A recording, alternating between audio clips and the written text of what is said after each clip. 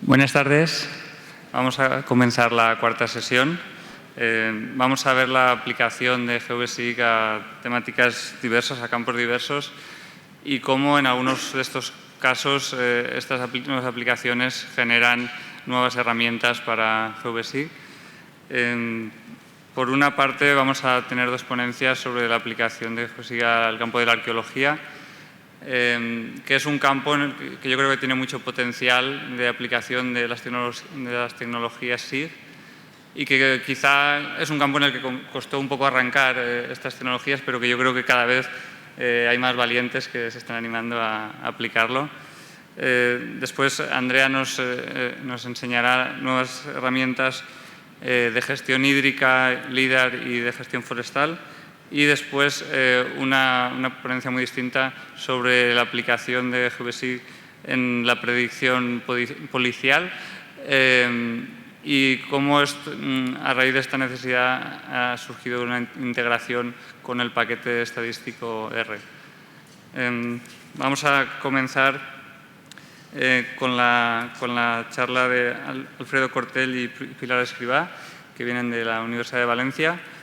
Son arqueólogos y vienen del Departamento de Prehistoria y Arqueología de la Universidad de Valencia. Y el nombre de la conferencia es Arqueometría y georreferenciación con GeoBasic en un yacimiento al aire libre. Campaña +DIS 2015. Cuando queráis podéis comenzar. Gracias.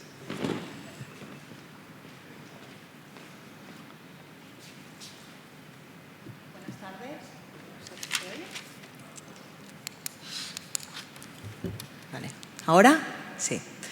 Hola, buenas tardes a todos. Somos Alfredo Cortell y yo misma, Pilar Escrivá, y venimos a presentar la comunicación llamada Arqueometría y georreferenciación con GeoBasic en un yacimiento al aire libre, en la campaña +DIS 2015. Os vamos a contar cómo la metodología arqueológica es usada por nuestro departamento del equipo de la Universidad de Valencia, formado además de nosotros mismos por Díez, Bernabéu, Orozco y López. Ubicado en la localidad alicantina de Penàguila, +DIS es un poblado al aire libre habitado por alguna de las primeras comunidades de agricultores y ganaderos que habitaron en la península ibérica. Su cronología inicial data del Neolítico Antiguo. Estamos hablando de hace 8.000 años. Para nosotros es muy importante el comprender esta excavación y la estratigrafía, que es cómo se superponen las capas de tierra a la hora de sedimentarse junto con el material arqueológico que hay en ellas. Al estar al aire libre y en un glacis, en un pie de monte, en una ladera, este yacimiento es especialmente vulnerable a la erosión y a ciertos procesos que pueden alterar la estratigrafía.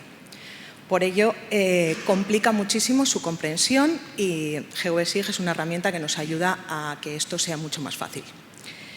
Además, la excavación es un proyecto a largo plazo que se está realizando desde 1999, con lo cual el volumen de datos que manejamos es muy amplio y cada año hay que aportar nuevos datos de una forma que sea coherente y que tenga conexión con los datos de las campañas anteriores. Además, la arqueología es destrucción. Cada vez que nosotros levantamos un estrato de tierra es como si quemáramos la tapa de un libro o una hoja cualquiera de un libro. Nadie más va a poder ver eso. Con lo cual, la reconstrucción virtual o digital, en este caso, del yacimiento es muy importante tanto para nosotros, que tenemos cierta continuidad, como para otros arqueólogos o otros historiadores que vengan en un futuro y quieran entender el yacimiento. A continuación, Alfredo os hablará de nuestra metodología.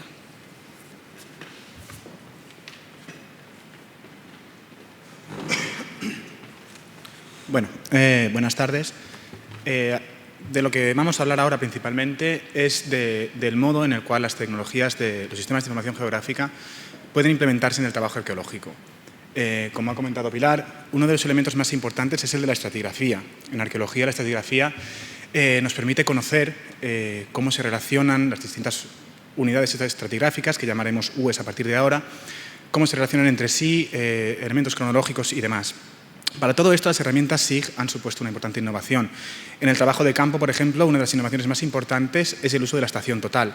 Pero nos importa más, en este caso, la digitalización de esos datos, con los cuales hemos trabajado con GeoBSIG. Ello nos permite tener un registro mucho más ágil, veraz y fiable, comparado con algunos registros anteriores que en ocasiones tenían distintos formatos y eran de difícil aprehensión, por decirlo así. Además, también como comentaba Pilar, el hecho de que la excavación suponga la destrucción del yacimiento en cuestión hace que la virtualización del yacimiento sea muy importante.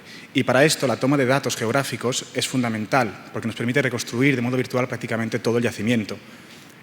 Con todo esto, tenemos que hoy día, con excavaciones realizadas con metodologías de software libre, bueno, software en general, no tiene por qué ser libre, con este tipo de datos podemos conocer mucho mejor y con mucha más velocidad cómo funciona la excavación y podemos pasar a los siguientes investigadores una información mucho más adecuada. Vamos a explicar ahora algunos de los procesos que nosotros hemos realizado en esta excavación. Para empezar, el modo de tomar o de dibujar una unidad estratigráfica era el de tomar los puntos con la estación total, evidentemente, y posteriormente se creaban las capas Shape en GeoBSIG y se creaba sobre ellas una nueva capa Shape poligonal. En nuestro caso, para introducir la coordenada Z, lo que hemos hecho ha sido introducir directamente de los archivos CSV el campo de la coordenada Z y habilitar el etiquetado superponiéndola a la capa poligonal y eliminando los puntos. De este modo podemos verla, aunque no podamos trabajar con ella a nivel geográfico, de igual modo que se trabaja con la X y la Y, podemos ver la coordenada Z, algo que en arqueología es fundamental, porque la profundidad de los elementos para nosotros es muy importante. Aquí tenemos un ejemplo de una reconstrucción parcial de la zanja del sector 104 de la excavación de Mastís 2015. Solo hemos querido reconstruir 4 unidades estratigráficas porque no queríamos abigarrar demasiado el dibujo, pero como pueden imaginarse, como pueden ver, se pueden añadir o se pueden quitar tantas como se desee a fin de comprender mejor cómo se relacionan entre sí. Todo esto redunda en el mayor beneficio que implica para la investigación arqueológica. No hemos incluido aquí las zetas para no liar en este caso demasiado el dibujo, pero también podrían incluirse y podríamos observar de este modo a qué profundidad se encuentran unas unidades y cómo se relacionan con las demás. Además, en campo, una de las operaciones que hacíamos era la de cada vez que se recuperaba un objeto arqueológico y se recuperaba in situ, en la posición original, tomábamos el punto con la estación total y le dábamos el código del elemento que fuera, bien fuera cerámica, pulimento o sílex. Posteriormente hemos incluido un CSV o una capa 6 distinta de puntos a los cuales les hemos dado unos colores según el elemento que fuera. Vemos, por ejemplo, en este caso, como vemos que el sílex se distribuye por la parte norte de la zanja 104, mientras que la cerámica y el pulimento se distribuyen por la parte sur.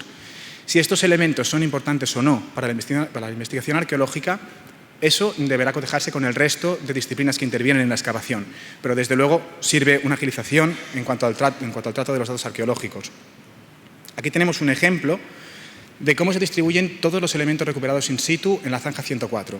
Evidentemente, esto en arqueología tiene una utilidad relativa, porque no podemos mezclar cronologías que se alejen tanto unas de otras, pero sí que nos da a entender que podemos mezclar varias unidades y comprender si hay algún elemento, algún ítem que haya podido incidir en una distribución distinta del material encontrado. Bien, uno de los elementos más importantes para la arqueología es la posibilidad de georreferenciar con GeoBSIG. La georreferenciación, como bien saben, se puede realizar a nivel macroespacial, se puede georreferenciar el yacimiento en el espacio o bien podemos georreferenciar lo que más nos interesa a nosotros, que son los elementos dentro del yacimiento. Los aportes de la georreferenciación son variados, desde la precisión que ofrece a la posibilidad de manipular datos de una manera, digamos, no destructiva. Además, y es muy importante, la eliminación del error acumulativo. En arqueología, anteriormente, incluso actualmente en algunos lugares, la metodología planimétrica consistía en dibujos por medio de la triangulación. Claro, teniendo en cuenta en excavaciones largas que pudieran durar 8, 10, 15 años, se podía producir un error acumulativo dibujando la misma zona con distintas disposiciones que a la larga obligara incluso a una refacción de ciertos datos y, en definitiva, dificultara el trabajo de gestión de datos. Con la implementación de las tecnologías SIG esto no ocurre, puede haber otro tipo de errores, pero al estar tomando coordenadas reales no tenemos problema del error acumulativo. Seguidamente veremos el proceso y resultados. Pero antes nos gustaría hablar un poco de la importancia que tiene la georreferenciación en la investigación arqueológica. Aunque la parte más, dijéramos, visual de la arqueología y más conocida sea el proceso de intervención, sea la excavación arqueológica en sí, en realidad aquello que se lleva la mayor parte del trabajo es el trabajo de gestión de datos. Anteriormente teníamos que gestionar unos volúmenes en ocasiones muy amplios de datos y todo debía hacerse consultando materiales diversos y en ocasiones no siempre en el mejor estado y venía a ser dificultoso. Ahora, con estos materiales, agilizamos muchísimo el trabajo en este campo, algo que es fundamental cuando nos movemos en un contexto multidisciplinar y que muestra una amplia complejidad. Bien, nosotros hemos querido un poco explicar los procesos que se aplican en arqueología en esta ponencia, en esperanza de que pueda servir para quien quiera que pudiera querer aplicarlos. Y el modo en que nosotros hemos georreferenciado con GeoSig ha sido el de seleccionar primero, por supuesto, la unidad que quisiéramos georreferenciar. En este caso tenemos una estructura de combustión. Y posteriormente, tras realizar la fotografía, le hemos incluido no menos de 10 puntos al elemento que se quería georreferenciar. En cuanto a estos puntos, cabe decir que es fundamental que estén fijos y que sean muy visibles. El con qué se marquen, en este caso son cartulinas amarillas, pero el con qué se marquen no es tan importante. Sí que es importante que sean muy visibles porque si no después es muy difícil trabajar con ellos en la georreferenciación. Hecho esto, hemos creado una capa shape a partir de los puntos tomados en estación total y hemos procedido al proceso que ya conocen de georreferenciación, con lo cual tenemos la unidad correctamente ubicada en el espacio y, cuando sea necesario, con su proyección modificada. Aquí tenemos algunos ejemplos del trabajo posterior que se puede realizar una vez está georreferenciada la unidad. Por ejemplo, en la estructura de combustión hemos creado una capa vectorial por encima de ella en la cual hemos marcado tanto los límites de la misma como los elementos que más nos interesaban, así como hemos introducido, del mismo modo que hicimos anteriormente, las coordenadas Z para observar la profundidad de dicha unidad. Hemos querido también mostrar la georreferenciación de una unidad vertical cuya proyección ha sido además corregida. Para hacer esto debemos sustituir, al implementar las coordenadas en GeoSig, sustituimos la coordenada X por la coordenada Y y la coordenada Y por la coordenada Z. De este modo tenemos la georreferenciación vertical y en ella podemos también, a partir de esto, incluirle, dado que es visible en el corte estratigráfico, incluirle qué unidades son las que se observan en el corte estratigráfico. Con esto obtenemos tanto una visión cenital, que es la observada anteriormente de las unidades, como una visión lateral, que es la que estamos viendo en este momento. Para cerrar esta parte de la intervención, tenemos como hemos incluido, ya en una capa shape, hemos incluido la unidad de la estructura de combustión georreferenciada y hemos comparado con los materiales, del mismo modo que decíamos anteriormente, que pueden aparecer en unidades superiores, adyacentes e inferiores. Hemos atribuido colores no por tipo de material, sino simplemente por unidades y vemos como, por ejemplo, en las unidades adyacentes el material se distribuye sobre todo por la parte norte de la estructura de combustión, algo menos en la parte sur, muy poquito. Mientras que en las unidades superiores el material se distribuye sobre todo por la parte sur y muy poco por la parte norte. De nuevo, esto podría tener un significado arqueológico, pero podría no tenerlo. Lo único que hemos hecho con esto es agilizar la toma de conclusiones y aportar una información cuya visualización hubiera resultado muy complicada de otra manera. Para completar el significado arqueológico real que puede tener este cambio en la distribución de material, si es que lo tiene, debería complementarse con todo el resto de estudios multidisciplinares que intervienen en la arqueología. En este caso, como hemos dicho, y una de las herramientas principales es el hecho de agilizar toda la gestión de datos geográficos que en la arqueología suponen un volumen muy importante. Por último, y ya va a acabar de cerrar esta ponencia, Pilar nos va a acabar de comentar algunas aplicaciones generales de GeoSig. Bueno, para concluir la comunicación, resumiré las principales aplicaciones que hemos ido comentando a lo largo de todo el trabajo en relación a la arqueología. A pesar de contingencias como lo que ha comentado Alfredo sobre la coordenada Z o la necesidad de la actualización de software para Mac, hay muchas ventajas para nosotros de utilizar esta herramienta. Entre ellas está la recogida y conservación de datos precisos, la aplicación y la ubicación de todo lo que encontramos a nivel macro y microespacial, una reconstrucción a posteriori que se adecue a lo que nosotros hemos hecho y a lo que hemos visto, el uso de un lenguaje común científico que sea de fácil intercambio para toda la comunidad, de edición rápida y sobre todo que cada año o cada investigador que siga en nuestro trabajo pueda aportar nuevos datos y nuevas informaciones. el hecho de ser un software libre es muy importante para nosotros. Hoy en la presentación se ha hablado de la soberanía de la tecnología. Nosotros vamos un poco más allá y creemos que esta herramienta y todas las herramientas que son libres democratizan para todos los investigadores el software.